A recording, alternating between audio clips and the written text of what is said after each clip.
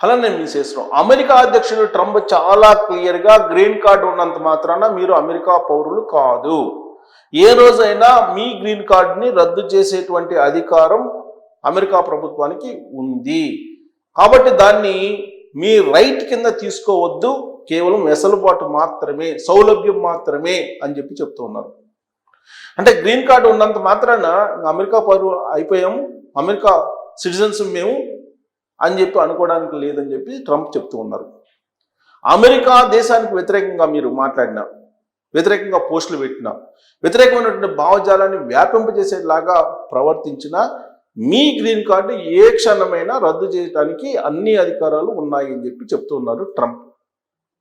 Already JD Vance America ఉపాధ్యక్షుడు ఎప్పుడో చెప్పారు, గ్రీన్ కార్డు ఉన్నంత మాత్రాన మీరు అమెరికా పౌరులు కాదు, అమెరికా పౌరసత్వం ఉంది అని మీరు భావించడానికి లేదు, దాన్ని కేవలం గౌరవ సూచకంగా ఇచ్చేటువంటి గుర్తింపు మాత్రమే అని ఆయన చెప్తున్నారు. రోజుకు ఒక డెసిషన్ తీసుకున్నటువంటి అమెరికా ప్రెసిడెంట్ ట్రంప్ అక్కడ ఉన్నటువంటి విదేశీ పౌరుల్ని ప్రశాంతంగా ఉండనివ్వట్లేదు. ఇప్పటి వరకు అనేకమైన కీలక నిర్ణయాలు తీసుకున్నారు. ఇల్లీగల్ ఇమ్మిగ్రెంట్స్ని ఆ దేశం నుంచి పంపించేటువంటి ప్రయత్నాలు అనేకం చేశారు. కాళ్ళు చేతులు కట్టేసి ప్రత్యేకమైన విమానాల్లో పంపించేశారు. కొంతమందిని జైళ్ళల్లో పెట్టించారు. ఇంకొంతమందిని ఐడెంటిఫై చేసి అక్కడే వీసాలు రద్దు చేసి పంపించేశారు.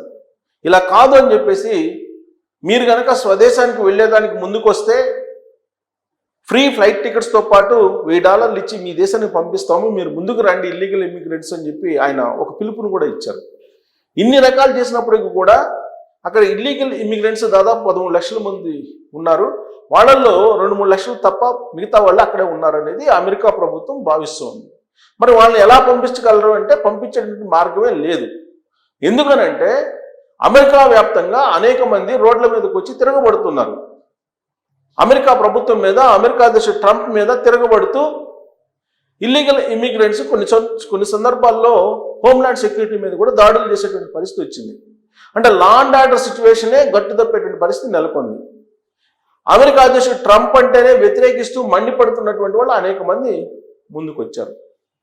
ఇలాంటి సిచ్యువేషన్లో బహుశా నేను అనుకోవటం అమెరికా అధ్యక్షుడు ట్రంప్ విసిగిపోయిన పరిస్థితులు కనిపిస్తున్నాయి. ఒకవైపు ఏమో ఆయా దేశాలు లెక్క పెట్టడం లేదు అమెరికాని.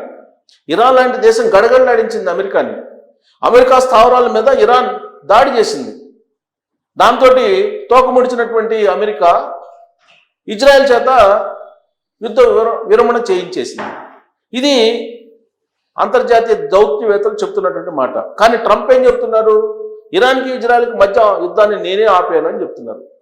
భారత్ పాకిస్తాన్ మధ్య యుద్ధాన్ని నేనే ఆపానని చెప్తున్నారు. నోబెల్ శాంతి బహుమతి ఎవరికన్నా ఇవ్వాల్సి వస్తే నాకే ఇవ్వాలని చెప్తున్నారు. పాకిస్తాన్ చేత ఆయన ప్రతిపాదన చేయించుకున్నారు నోబెల్ శాంతి బహుమతికి. అసలు పాకిస్తానే ఉగ్రవాద దేశం. ఆ ఉగ్రవాద దేశం నుంచి నోబెల్ శాంతి బహుమతి కోసం ట్రంప్ ప్రతిపాదన చేయించుకున్నారు. పాకిస్తాన్ ఆర్మీ చీఫ్ అన్నట్టు మునీరు డిన్నర్కి వెళ్ళారు. డిన్నర్కి పిలిస్తే ట్రంప్ ఎందుకు డిన్నర్కి పిలిచారు అనంటే ఇరాన్ చేత యుద్ధాన్ని విరమింపజేయడానికి, సంధి చేయడానికి పిలిపించారనేది ఒక వర్షన్ అయితే, అసలు పాకిస్తాన్ తోటి స్నేహం ఎందుకు చేస్తున్నాడు ట్రంప్ అని అంటే భారతదేశాన్ని కంట్రోల్ చేయడానికి, భారతదేశాన్ని ఒక మార్కెటింగ్ హబ్గా చేసుకోవడానికి ట్రంప్ ఎత్తుగడ వేస్తున్నారు అనేది ఒకటి వినిపిస్తుంది. సరే, ఆయన విదేశాంగ విధానం కానీ లేదంటే ఇతరత్ర నిర్ణయాలు కానీ ఎలా ఉన్నా అమెరికాలో ఉండేటువంటి అమెరికా పౌరులను కూడా ప్రశాంతంగా జీవనం సాగించేలాగా ఉండడం లేదు ఆయన నిర్ణయాలు. ఏ రోజు ఏ విధమైనటువంటి నిర్ణయం తీసుకుంటారో తెలియదు. ఇప్పుడు గ్రీన్ కార్డు మీద మాట్లాడుతున్నారు మళ్ళీ ఇప్పుడు ట్రంప్. మీరు గ్రీన్ కార్డు ఉన్నంత మాత్రాన మీరు అమెరికాకి వ్యతిరేకంగా ఏదైనా మాట్లాడితే మీరు దేశాన్ని విడిచిపెట్టి వెళ్లాల్సిందే అని చెప్తున్నారు. ఇప్పుడు ఆ న్యూస్ పెద్ద వైరల్ అవుతుంది. యాక్చువల్గా ఇరాన్ అమెరికా సంగతి చూస్తానంది. అసలు అమెరికాని ఇవాళ ఏ దేశం కూడా లెక్కపెట్టే పరిస్థితి లేదు ప్రపంచవ్యాప్తంగా కూడా. బికాస్ ట్రంప్ చేస్తున్నటువంటి పనులు. ఇప్పుడు ఇంత ప్రతికూలమైనటువంటి పరిస్థితుల్లో ట్రంప్ ఏ క్షణమైనా చచ్చిపోయే అవకాశం ఉందని చెప్తున్నాడు ఆయన. అమెరికా అధ్యక్ష పదవి అనేది ఏ క్షణమైనా చచ్చిపోవడానికి సిద్ధంగా ఉండాలి, అలాంటి పరిస్థితి అలాంటి సిచ్యువేషన్లో ఈ చైర్ ఉంటుంది అని చెప్పి ఆయన ఎక్స్ప్లెయిన్ చేస్తున్నాడు. అంటే ఆయన ఏ క్షణమైనా చచ్చిపోవడానికి సిద్ధంగా ఉన్నానని చెప్పి సంకేతాలు ఇస్తున్నారా? అసలు ఏ అమెరికా అధ్యక్షుడు కూడా ఇప్పటి వరకు అలాంటి కామెంట్ చేయలే. అమెరికా అధ్యక్ష పదవి అనేది ఏ క్షణమైనా చచ్చిపోవడానికి సిద్ధపడేటువంటి వాళ్ళే రావాలి అని చెప్తున్నాడు ఆయన. అంటే అమెరికా అధ్యక్షుడికి రక్షణ లేదు, అదే కదా ఆయన చెప్తుంది. అమెరికానేమో ప్రపంచంలోనే మేము అత్యంత భద్రత కలిగినటువంటి అత్యంత పవిత్రమైనటువంటి ప్రజాస్వామ్యాన్ని కలిగి ఉన్నాము అని చెప్తారు వాళ్ళు. ట్రంప్ ఏం చెబుతున్నారు? ఏ క్షణంలోనే చచ్చిపోవడానికి సిద్ధపడితేనే అమెరికా అధ్యక్ష పదవిని చేపట్టాలని చెప్తున్నారు. అంటే రక్షణ లేదు అని చెప్తున్నారు ఆయన.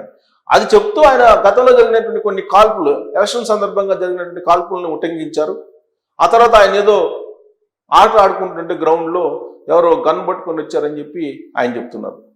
ఒక అమెరికా అధ్యక్ష హోదాలో ఉండి తనకే రక్షణ లేదు, ఏ క్షణమైనా చనిపోయేదానికి అవకాశం ఉంది అని చెప్పి ఆయన చెప్పడం, అదే రోజు గ్రీన్ కార్డు హోల్డర్స్ ఎవరు కూడా ఈ దేశానికి పౌరులు కాదు, ఇది కేవలం గౌరవ సూచకంగా ఇచ్చేటువంటి కార్డు తప్ప అని చెప్పి ఆయన చెప్పడం, ఇవన్నీ అక్కడ ఉన్నటువంటి విదేశస్తుల్ని ఆందోళనకు గురి చేస్తున్నాయి. సో గ్రీన్ కార్డు గురించి ఆయన ఏం మాట్లాడారు అనేది ఒకసారి చూద్దాం. న్యూస్ బాగా వైరల్ అవుతున్నటువంటి న్యూస్ ఇది.